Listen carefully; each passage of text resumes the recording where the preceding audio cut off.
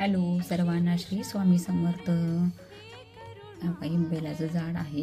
माझं शिवल्या अमृतचं पारायण कालपासून सुरू केलं आहे, पण काल बेल तोडण्यात आलं नाही म्हणून झाडाची मी कृतज्ञता माफी मागितली. आज बेल तोडून घेतला, पण थोडक्यातच बेल घेतला मी आणि शिवाला अर्पण करण्यासाठी.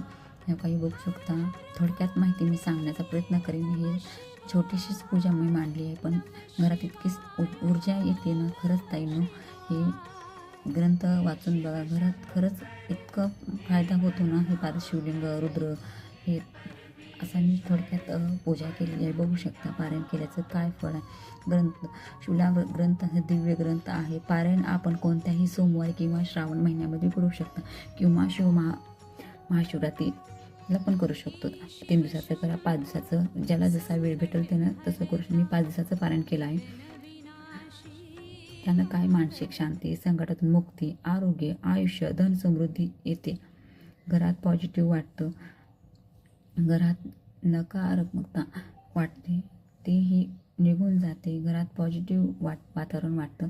म्हणून ही महादेवाची सेवा, उच्च कोटीची सेवा हे करत चला ताईनो. श्री स्वामी समर्थ. लाईक करा, सबस्क्राईब